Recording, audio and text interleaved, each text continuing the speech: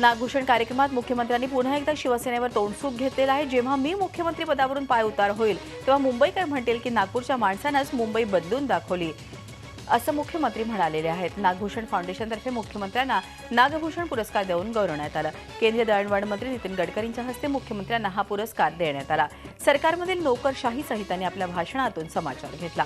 घटनेचे लोकहिताचे निर्णय घेण्याचे अधिकार लोकप्रतिनिधींचा आहे आणि मंत्रालयातील सेक्रेटरींना नाही, अशा शब्दात त्यांनी नोकरशाहीचाही समाचार घेतला। लोकहिताचे निर्णय घेताना कुणाच्या बापालाही घाबरण्याची गरज नाही, असंही ते म्हणाले।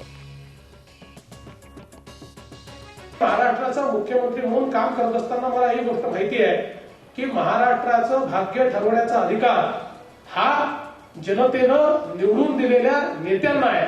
तो काही कुठल्या सेक्रेटरीला नाही आहे, तो कुठल्या अधिकाऱ्याला नाही आहे।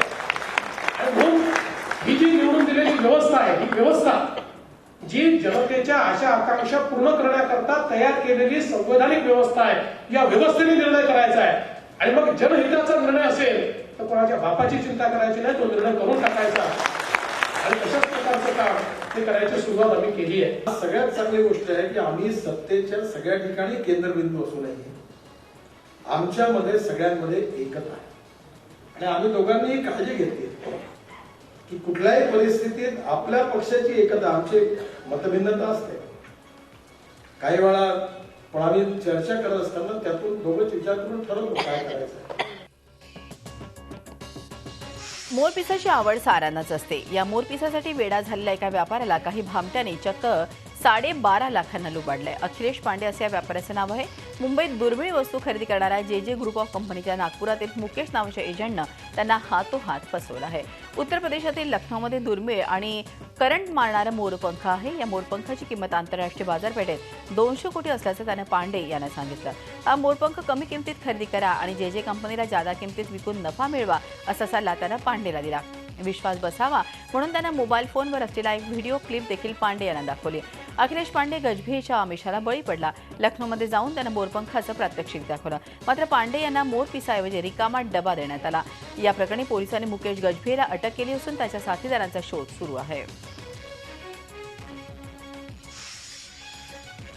पोलिसांना त्यांची विश्वासार्हता टिकवायची असेल तर पोलिसांना त्यांची कार्यपद्धती बदलावी लागेल। इंग्रजांच्या काळातील पॉलिसिंग आता चालणार नाही।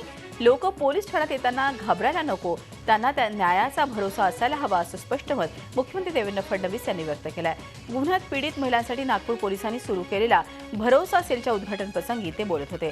सध्या स्ट्रीट क्राईमचा व्हाईट कॉलर क्राईम वाढतोय। बदलत्या टेक्नॉलॉजीमुळे गुन्ह्यांचे प्रकार तीव्रतेनं बदलत असताना पोलिसांनीही स्वतःला बदलणं आवश्यक असल्याचं मुख्यमंत्री म्हणाले।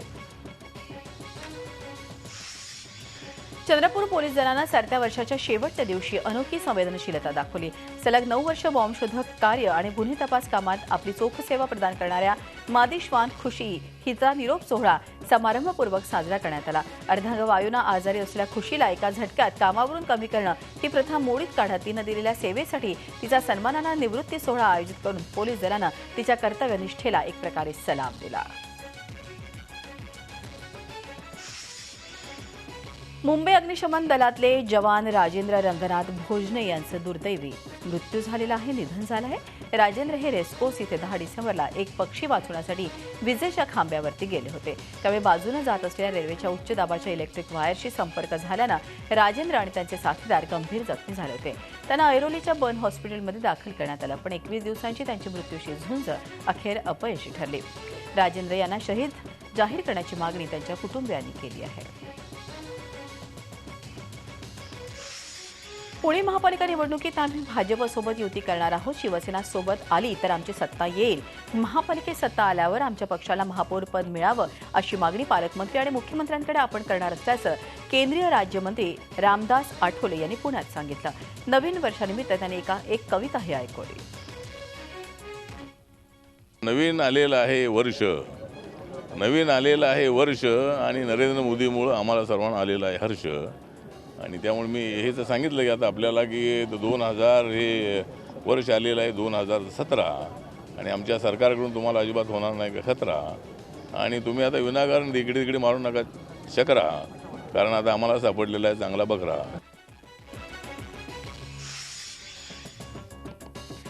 मुंबईतल्या पदपथांवरच्या वाहनतळांना आता परवानगी मिळणार नाही. पदपथ हे प्राधान्यानं पायी चालणाऱ्यांसाठीच असतात. ही बाब केंद्रस्थानी ठेवून पालिका प्रशासनानं आता पदपथांसाठी स्वतंत्र धोरण नुकतंच मंजूर केलंय. पालिका क्षेत्रातल्या पदार्थांचे आकार, पादचाऱ्यांची संख्या याचा अभ्यास करून पालिकेची मार्गदर्शक तत्व तयार करण्यात आली आहे. यात पादचाऱ्यांची संख्या जास्त असणाऱ्या रेल्वे स्थानकांसारख्या भागांमध्ये पदपथांची रुंदी जास्त ठेवण्यासोबतच पदपथांच्या सलगतेचाही विचार करण्यात आला आहे. पदपथावरचा 2.20 मीटर एवढा भाग मोकळा ठेवणं आता बंधनकारक करण्यात आलंय. पालिकेच्या प्रमुख अभियंत्यांनी याबाबतची ही माहिती दिली आहे. वांद्रे पूर्वला जवळपास 80-90 म्हाडाच्या इमारती आहेत. त्यातील बहुसंख्य इमारती या 60 वर्षांपूर्वीच्या असून त्यांची अवस्था जर्जर झालेली आहे. त्या कधी कोसळतील याचा नेम नाही.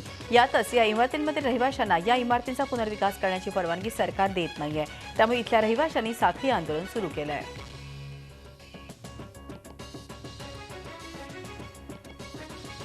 नॅशनल स्कूल ऑफ ड्रामा आणि पु ल देशपांडे कला अकादमी आयोजित आदिरंग फेस्टिवलमध्ये आदिवासी कलाकारांच्या नृत्याचा अनोखा संगम बघायला मिळाला.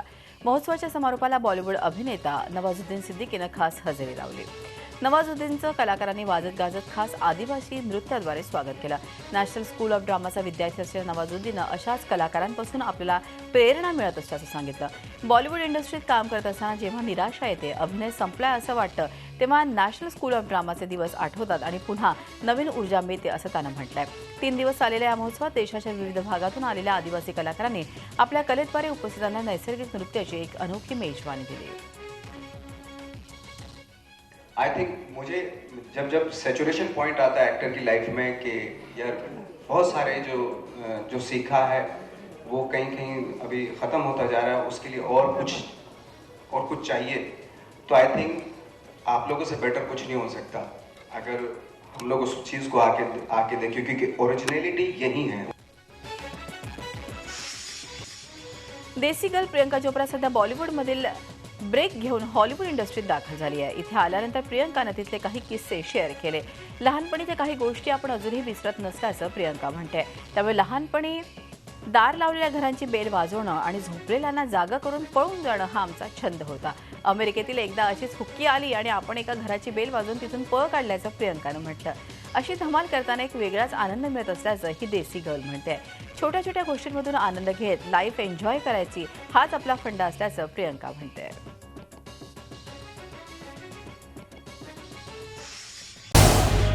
झी 24 तास रहा एक पाऊल पुढे.